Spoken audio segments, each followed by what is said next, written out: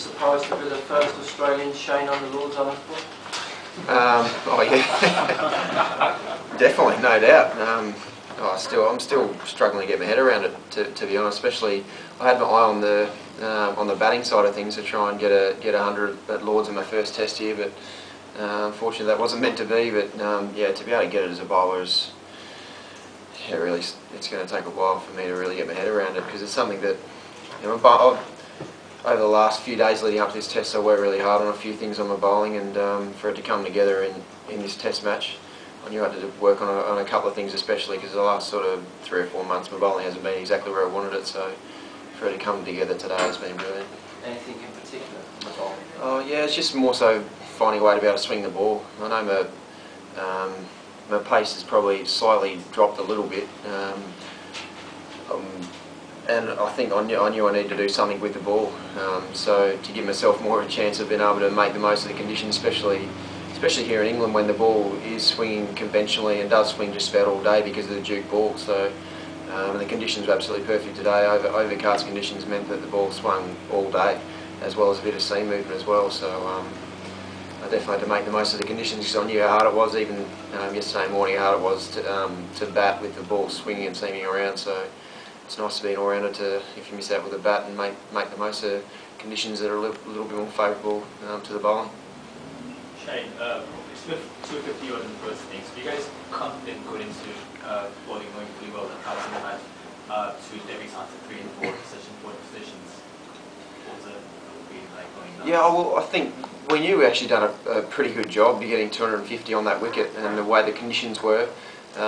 It was swinging and seaming around a lot yesterday, and Pakistan did bowl well, so I think we did a really good job to be able to get to 2 or just over 250, and we knew that if we did bowl how we wanted to, with a little bit of inexperience, especially in the really important spots 3 and 4 in the batting order, we knew that, you know, we could do some damage there. So it proved that today, but we're going to have to try and repeat that at some stage tomorrow again. So hopefully the conditions do stay the way they are now, with a little bit of drizzle to keep freshening up the wicket, and the sun stays behind the clouds, so we can actually keep the ball swinging around, which would be nice.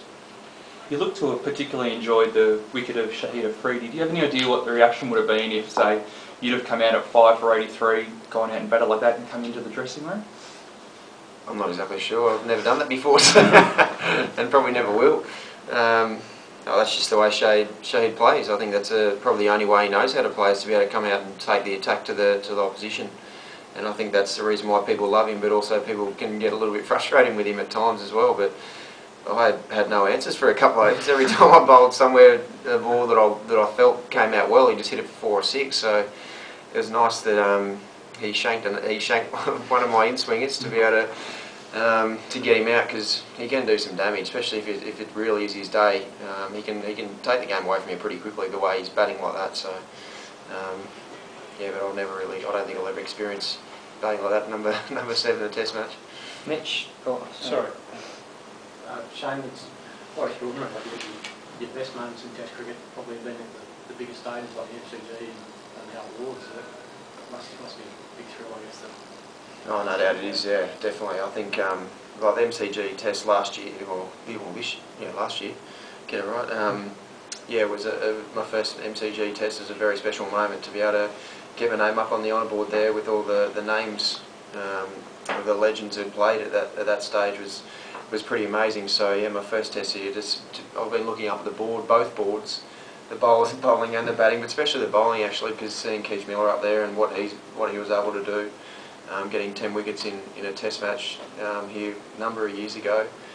He's someone who really continues to inspire me, is what he was able to achieve in the game. So yeah, to get my name up on the honour board, unfortunately it wasn't against England, but to do it in a Test match here at Lords is still pretty hard to imagine. Do you feel you can get a chance to swing in Australia as you were getting out there, or is it sort of particularly conducive to these conditions? Yeah, well, the ball's definitely more conducive to, especially when I normally get the ball, which will be a little bit after the shines come off the kookaburra. So normally the ball doesn't really swing anywhere near as much as it does with the Duke ball. So but on the flip side of that, in Australia as well, the ball can go reverse as well pretty quickly. So So you've got to try and make the most of the situations that you get presented with. So I think in Australia, a lot of the time it's definitely a lot more reverse than actually, which will be normal conventional, because of the way the balls actually they are. So I knew over the last couple of days leading in this test match that I had to try and make the most of these Duke balls with my bowling, because they do swing all day, and you can continue to shine them up throughout the whole day. So it's definitely something that I knew I had to try and make the most of. Mitch bowled a pretty decent spell at the other end when you were taking your wickets. How close to his best form do you think he is at the moment? He bowled beautifully today, didn't he?